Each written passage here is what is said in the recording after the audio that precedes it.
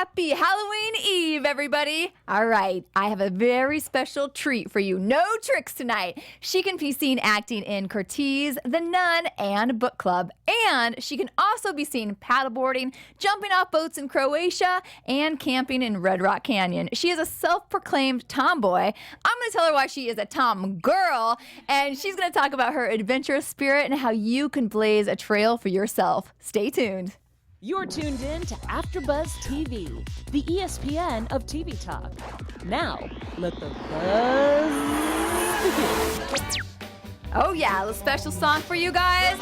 And we have Lili Bordán doing the Monster Mash for ya. Yeah, I don't know, first I think so. I don't remember actually. Could have done good one. Oh, Halloween is so fun. And I love your spirit already because tonight you showed up in costume. I'm wearing a costume, believe it or not. Which matches the studio yes, perfectly. which I was not counting on. Yeah. But in case you can't guess what I am, I'll start with one clue. I don't know if you can You guys see that? Yeah. see that. It's round, it's blue and yellow. Yellow. In case you can't see it, here's another clue. I'm a banana. Yep. I think my favorite part might be your necklace, which you have the organic banana. I'm an organic banana. So cute. Not just any banana. I love it. Thank you so much. Started off right with great spirit. Well, another thing that you do, which is very much in the Halloween mood, is people can see you. You were in the movie The Nun. Yes. So, I mean, doesn't get much more Halloween than that. No, that's true. It came out right in time for the Halloween season. The premiere was in September, and I play Marta, who's the bar owner's wife at the Bear Paw Inn. So the whole story takes place in Romania. So go see it because it's terrifying. And what was your favorite part about that role? Filming it is always my favorite part. Going to Warner Brothers Studios, working on a stage that has so much historic significance. Was amazing, and working with James Wan and just all the actors and people there was wonderful. And there's such a following with all the Conjuring movies. And did you watch all those movies prior? Yes, I did. Were you a fan? Like, did you watch them after you got the part, or were you a scary movie fan before? I had seen Insidious and The Conjuring, and then when I got the part, I made sure to watch the Annabelles. And I'm excited about Annabelle 3. One of my friends booked a role in that. Oh, nice. So they're filming that. And then Nun is the first of its kind. It's the origin. So hopefully there'll be a Nun 2. They're already talking about that. Great. And I heard there was a little special something they did at the premiere that kind of freaked people out a bit. Can you talk about that? Yes. So I was one of the first people to arrive on the carpet, and which never happens, but somehow I made it on time. And it was really funny because I stepped on the carpet, and all of a sudden I feel these arms wrapping around me, and I was like, "Oh my God!" I turned around, and those nuns that looked like statues were real people, and so that was pretty, at first, terrifying. Not terrifying, but I was like, not expecting it. Yeah. And then I was like, oh, this is really fun, and I went along with it. I read that they were sitting in the first rows of the theater and that they got quite a few people scared by them. Oh my gosh, I didn't see them in the theater, no. But on the carpet, they were lining us in the back. That's fun. It was fun. Would you like to do more in the scary movie realm? Yeah, I did a movie with Katrina Law a couple years ago called The Nesting, and also called Apparition in different territories. That was my first horror film, directed by Quinn Saunders. It's available on iTunes and Amazon and all of those right now. I highly recommend it. It's a great horror film to watch tonight or tomorrow or whenever you get a chance. All Halloween week. Yes, all Halloween week. They could do a different film of yours each night. Yeah. So if it's a good story and fun people to work with, I'll do any kind of movie, you know. Well, maybe not any kind of movie, but you know. Yeah. good I got you. creative, good writing, good script, good people, fun director, What, in honor of the Halloween and your scary movies, what scares you? Oh my gosh. Not much actually. Nice. Not much scares me. I used to be scared of like silly things, like even like just public speaking, even though I'm an actor, but speaking as myself was really scary. So this was once scary to me. Like, I always loved being in character and hiding behind a character and being pretend. So that's been fun, warming up to this through this process. Since May, I'd say I've been, doing publicity since I've had a few films come out and stuff. And so I hope I've gotten better. Seemed great to me. Thanks. Yeah. Are you like an adrenaline junkie, or do you like? I like getting new impulses. So like you said, I like trying new things.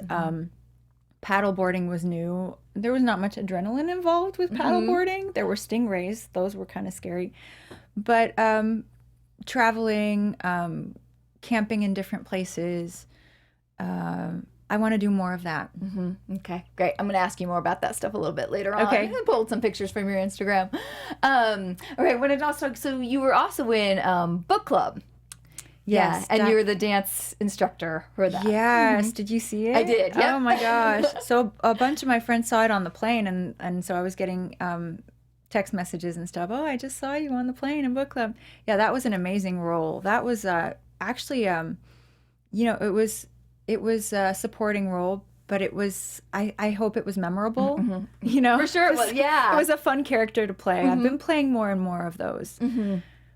Yeah, I think those are great because you definitely, stand out in the film and have, you have your moments and stuff. Yeah, well, it was funny because at the premiere, there was an after party, and I went up to people and introduced myself, and a lot of people didn't recognize me. And then, they were like, "Oh, you're her. You don't look anything like her," because she was so different than me. She spoke different, the character, and had her hair different, and it was a very different role for me. And quite a strong female cast on that one with Diane Keaton, Jane Fonda, Candice Bergen, and Mary Steenburgen. Yeah. Yes, sorry, Yeah. Steenburgen. And who you had those scenes with. Yeah, and she was so lovely and sweet. And her daughter's name is Lily too, so we bonded on that. That's very good. Yeah. What did you? How much were you able to watch those other women act, and what did you take away from them? Well, I worked only with Mary Steenburgen, but I've always been a fan of both Jane Fonda and Diane Keaton. One of my first books that I read in LA when I got here, so I got to read biographies, was Jane Fonda's biography, and so that was a goal that I had set out when I first moved here 10 years ago to work with Jane Fonda. So I got to do that. That's awesome. I love when things like that happen. Like you picked up that book for a reason, you read that book for a reason, and then it comes true for you in your life that you get to book a film with her. And I follow so much of what she wrote in that book, and just use it for my career and inspiration, and even quotes that she has in there and poems. What are some of those mentalities or ideas that you use? Is it E.E. Cummings? At the end of our exploring, we'll arrive where we started and know the place for the first time, kind of thing. So I guess that goes back to what I was saying, is like, I think when you're young, at least for me, I didn't believe I could do it, even though I did everything I could to be here in LA, and I gave myself all the opportunities. So when something like that happens, it's like a full circle moment. So I guess that's what that quote speaks to, is this sort of spiral shape of life and experience of how you learn things and then you go back, and then you learn things and then you go back. You get tested constantly, and hopefully you've learned the lessons. And so when opportunities come, you recognize them, and then you've learned the lesson. I do think we're here to learn. Can you share what are some of those things that you've learned over the years of acting, or It's so interesting. Even though I've been here for what feels like an eternity, it feels like I'm just starting out, and it's always felt like that every year. it's sort of like the more you learn, the less you know. So there's still so much to learn. But it's nice to be called in by the same people. It's nice to have people say, I saw you in this. And, and that's been kind of new, is people recognizing my work or what I've sort of built, It's going to be such a tough industry and city. What is it that gets you through those challenging times or moments when maybe you may have doubted it? That's a really interesting question. I think just I have this sort of knowing that this sort of confidence that's not really justified. But it's like a knowing in myself, Oh, my Chiquita bananas. They're good. I just wanted to make sure because I lost one before. It's just this sort of feeling like I know it's all going to work out and it's all working out the way it's supposed to. That's gotten me through it, is saying, okay, did that happened, shouldn't it, whatever. And learning and taking that to the next level. And then also connecting with younger people. Like I have this sort of drive to give advice, even if it's unsolicited, which I've been like pulling back a little bit, but I so want to help younger people, kids and just fresh actresses coming to LA. Like I feel like there's a lot that I know. I've been taking notes, man. I do. I have a whole note section in my phone. That's awesome. So, well, there may be some of young actors and actresses out there right now listening. What are some of those things that you would want to say to them? Well, if you're just new here, just know that it's not going to happen right away. If it does, you're an exception. You've got to build it, and be patient. Be patient. And then there's lots of, advice that I don't know what else I can say right now. Like here, let me get my notes. What have you done as far as maybe I'll write a book. I know I had a quote from you that you said, for me, the drive has always been to be creative and to stay creative. Don't limit yourself by putting yourself in a box. It's good for an actor to be producing and writing. So you do both producing and writing. For sure, yeah. And that happened really organically for me. Like a lot of my friends are really going after that. For me, it's just been connecting with people over an idea or over a project. Usually the project approaches me as an actor and then I become somehow involved. The one that I produced recently is Curtiz. It's a movie about Michael Curtiz and the making of Casablanca, which is one of the best films ever made. And also filmed in the same studio where I filmed The Nun, which was so interesting for me. You. Yeah. And or at least some of it was filmed on Stage 7.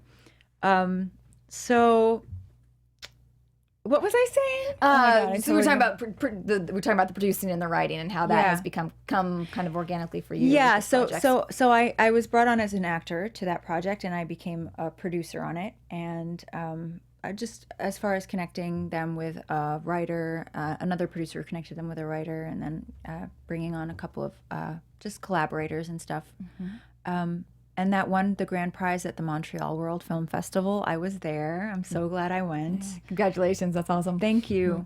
And that's the first time I saw the movie. So it was really exciting to watch it in a festival in a beautiful city, in a beautiful theater with my, collaborators.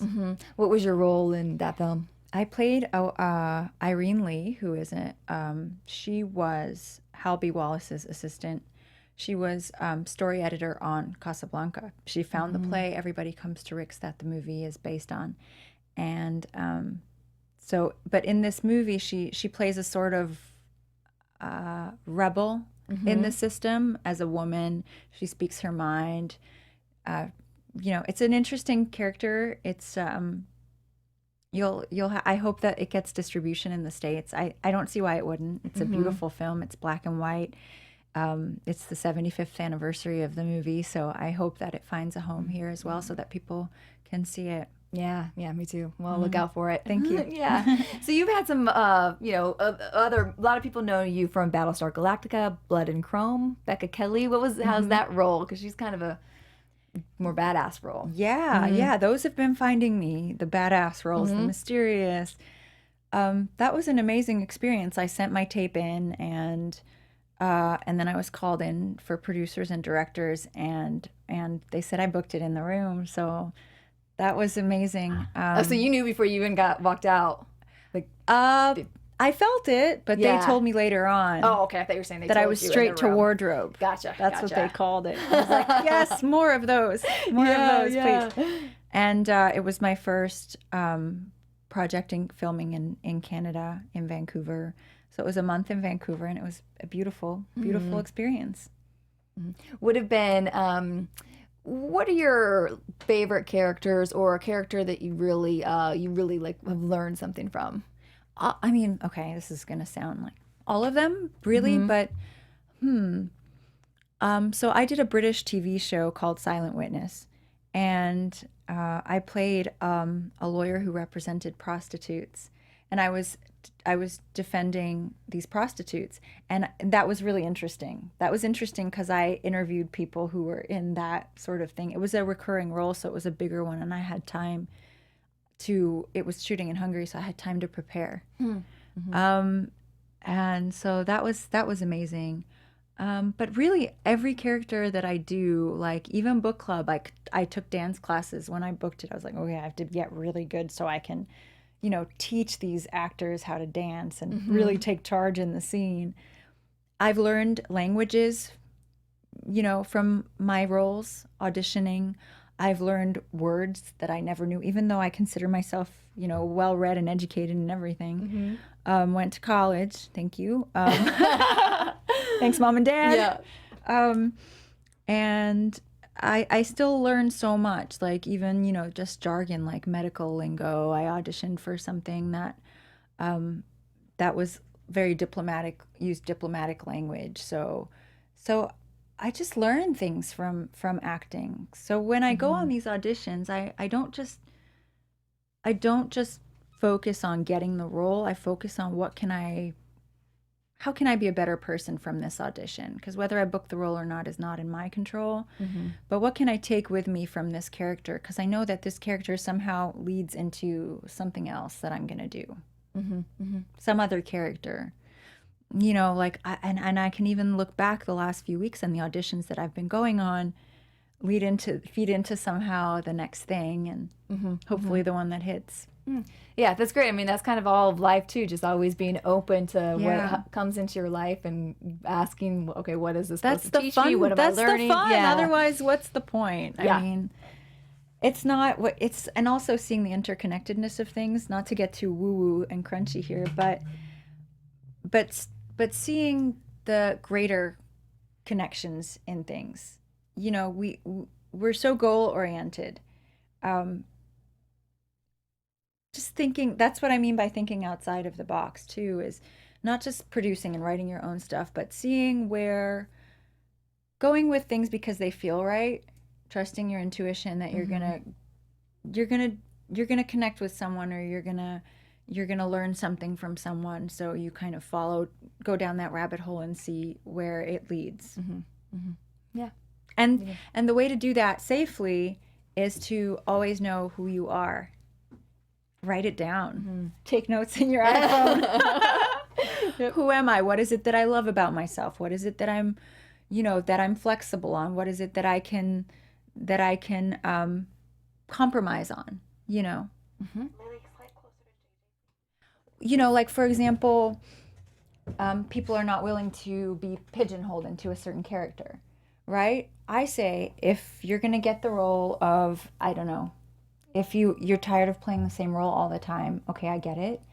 But if Hollywood or whatever industry sees you as fitting into this, like I've been playing a lot of this sort of mysterious, badass, foreign characters, strong women.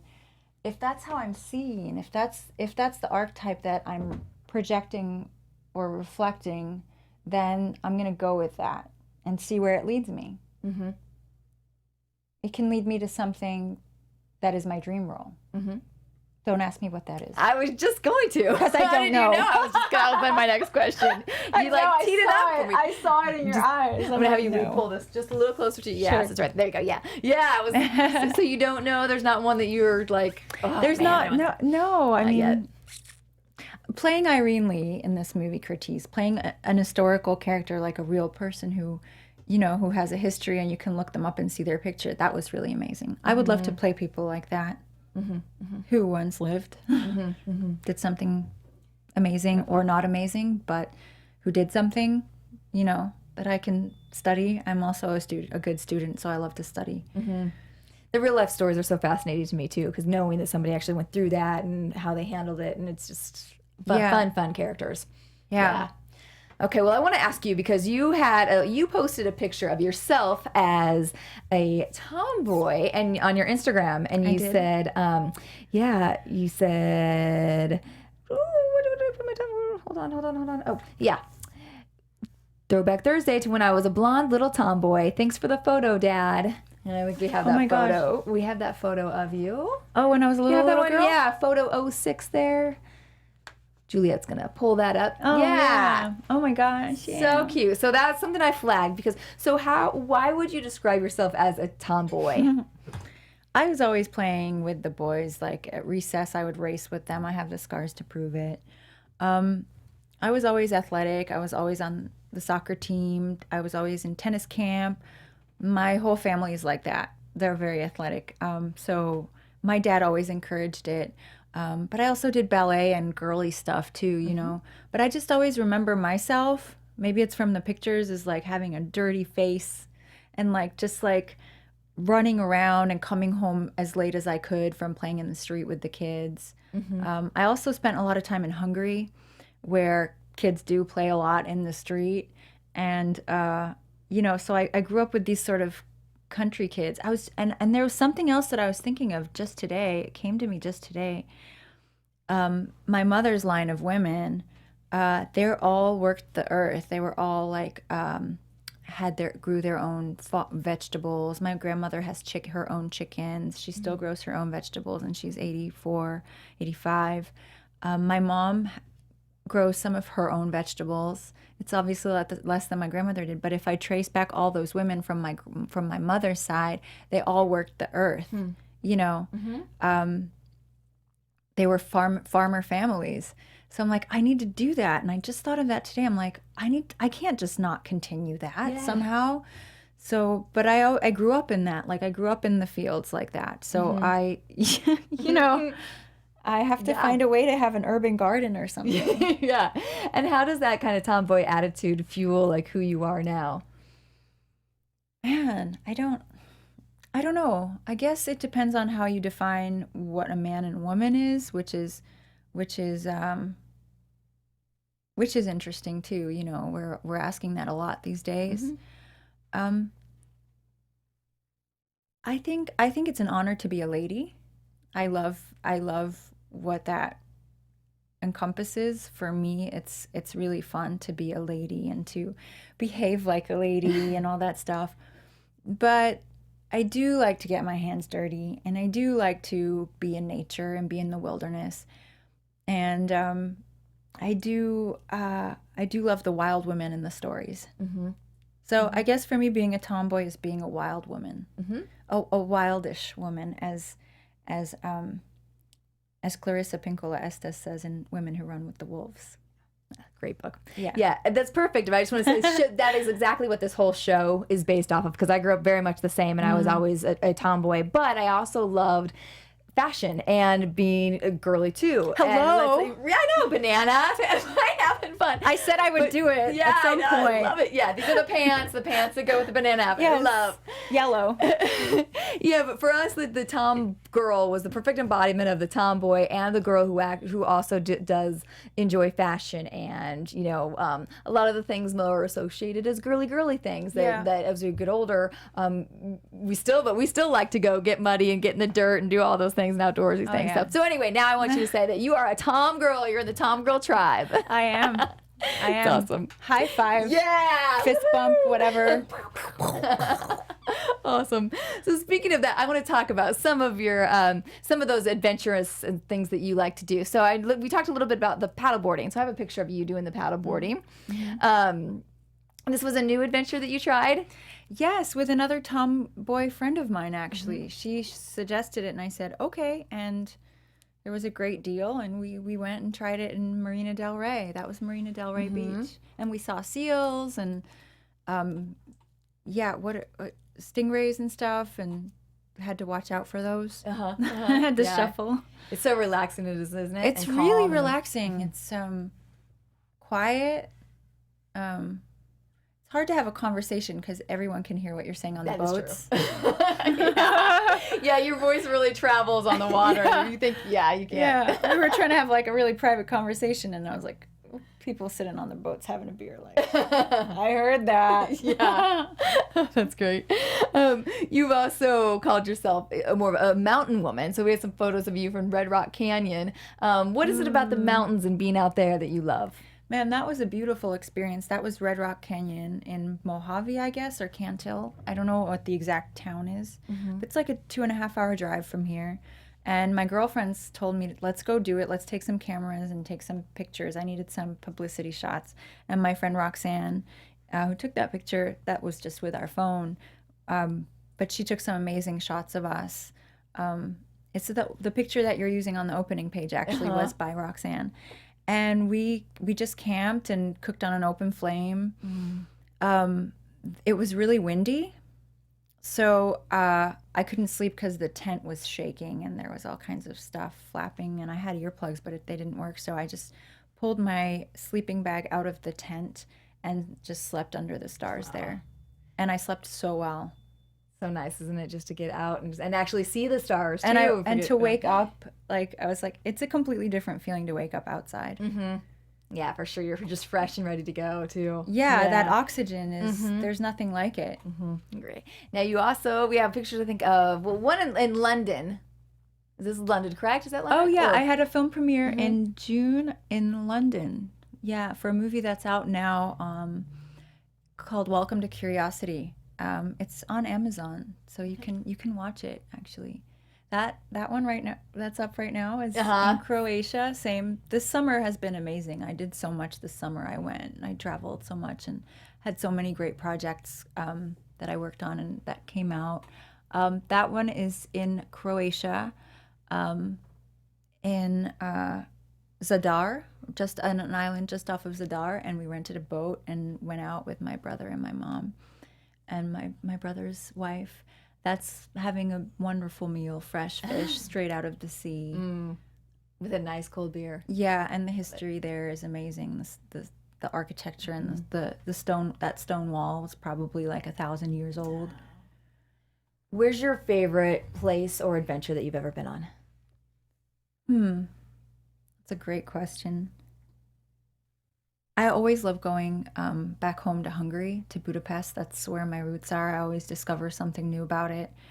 And my family's there, so my mom, my dad. I miss them more and more. It's getting really hard to be far away from them. That, it's a long flight. Yeah. It's a long flight. So always when I get a chance, when I have some free time, I go there. And that's my favorite place. It's your heart. Yeah, it's my heart. Exactly. That's good. Well, you also, I want you to talk a little bit about your work with autism. Yeah, so I helped start an organization with a friend of mine called Curtiz called Guidance Autism.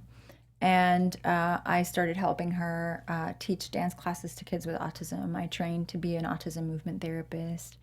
And I have to admit, I haven't been going as much recently because of the distance. Like, it's in the valley. It's at ML1 on Saturdays. So if you are interested, go to www.guidanceautism.com. We welcome volunteers. We have training for teachers. We're trying to get into schools. Curtiz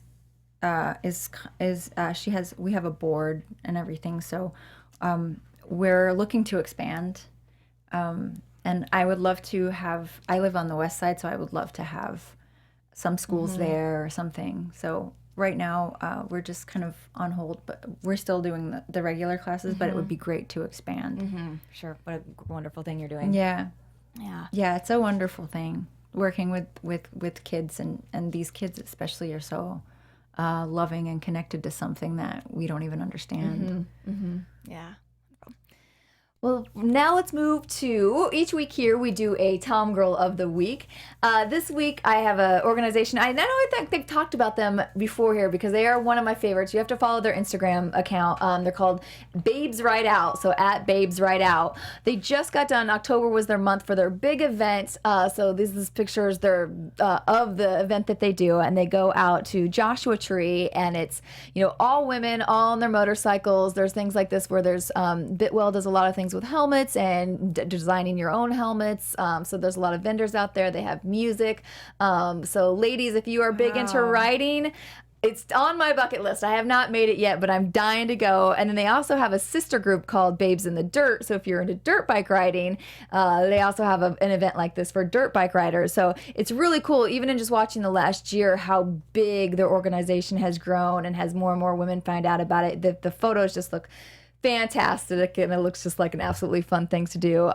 Their slogan, they say, good times, good friends, two wheels. So they have ladies only riding and camp out events. That's amazing. And they're on the East Coast, West Coast, all over. So there's no excuses wherever you live to go ahead and check it out and plan yourself a fun weekend with them.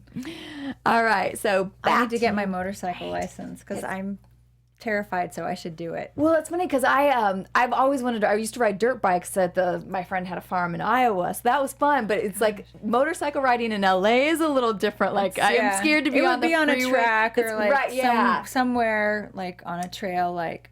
But even sometimes like I go up to the forest, to the Angeles National Forest, and even there once there was a helicopter picking a guy off the side of the cliff. So it's scary. I would be very careful. If I did it, it would be very, like, maybe on a track, Yeah. So I kind of like the dirt biking idea, too, because then I crash in the dirt. I know you can still get hurt, but it's, like, better than the freeway for me. Or, like, in the desert, like, a little bit further east, long country road, like Palmdale or something. That I would do. All right, well, we'll have to get our license, and then we're going to one of these events. Let's do it. All right, for sure. All right, so let's talk about, back to you. What kind of work do you have coming up that people are going to be able to see you doing? Well, there's a few movies that are still in the raising money stage. I'm trying to help with that as well. So and then just tons of auditions, So I'm still waiting to see what the universe has in store for me. I do have a few films coming out. I have Beneath the Leaves coming out with Melora Walters, who is one of my favorite actresses. I don't know if you remember her from Magnolia, but she's done a lot of amazing work since then. And Sir Darius Blaine, who was my partner, and Doug Jones. And then I have a film coming out with Nicholas Torturo called Escape, Puzzle of Fear. And it's about a bunch of psychopaths who escape from an institution and somehow break into an escape room and just mess with everyone. Yeah. And I'm one of the psychopaths. And, that sounds like that'd be a blast. Yeah, I always think about that around this time too, like when you go to haunted houses and stuff. It's always still kind of in the back of my mind that like, this would just be like somebody crazy could get in here or kill you. You do have those thoughts. Yeah. I wish they would go into only those places because then we would know to stay away from those. But not to get too much into politics, but when it's where people are praying and shopping and with their families trying to, it's pretty terrifying, not gonna lie. Pretty sad. It sure is. It's like a war zone. And and we've had way too much of it. And honestly, like, even going back to Hungary, I feel much safer.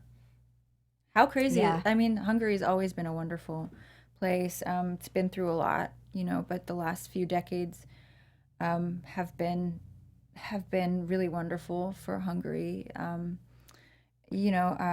It's just been blooming, and the film industry is booming. We've been nominated for Oscars 4 years in a row, so the film industry is doing really well. Film in Hungary. Film in Hungary. Hashtag film in Hungary. And we all need to take a trip there. And my Go family's see. there, Yeah. so what can beat that? Yay for your family. You know. Yeah. Well, last thoughts before we go. Tips for people who, you are such a trailblazer and out there doing your thing. Tips for people out there to, how they can blaze their own trail and go after, find their creative passions. Make time. Make time for it. Set time aside. We're so busy, especially in LA. I drive so much. I feel like that time could be spent writing or doing something creative. And then also spend time doing nothing. I read somewhere that you're supposed to spend at least part of your day doing nothing. So whatever that is for you, do it or don't do it. Because creativity, you need to make space for it, and that's something that's a note to self as well. I'm gonna write that in my phone too. Make more time to set aside to come up with plans to really, I used to not believe in the 5-year plan. And boy, I'm realizing now that it's a good thing to have the plans because they will happen. There is just something about writing it down and envisioning it. Yeah. It's gonna happen. When I was younger, I didn't believe it. I didn't believe in this power that we have, and I'm seeing it. I'm seeing it in my own life, that the seeds I planted years ago happened. Things I ignored that I didn't believe happened. You really do create your own fate. So I can't emphasize enough how important it is to be in touch with yourself. Whatever that means for you. Going into nature once a week, do it. Meditating in the morning, if that's what it is, praying, whatever it is that connects you to yourself, always have that connection going. I totally agree with you. Well, it was such a pleasure to have you on. It was such a pleasure to be here. So much fun, and I love the spirit and the banana costume. So great. Thank you. Tell everybody out there again where they can follow you everywhere on all your social media. Sure, it's just my name. So at Lili Bordán. So I'm on Instagram, Facebook, and Twitter. All right. Well, thank you guys so much for joining us again. I'm JJ Jurgens, and you can follow us everywhere on Facebook, Twitter, Instagram at TomGirl and TomGirl TV. We'll see you here again next week, and happy Halloween! Happy Halloween! Our founder, Keven Undergaro, Phil Svitek, and me, Maria Menounos, would like to thank you for tuning in to AfterBuzz TV. Remember, we're not just the first, we're the biggest in the world, and we're the only destination for all your favorite TV shows. Whatever you crave, we've got it. So go to AfterBuzzTV.com and check out our lineup. Buzz you later. The views expressed herein are those of the hosts only and do not necessarily reflect the views of AfterBuzz TV or its owners or principals.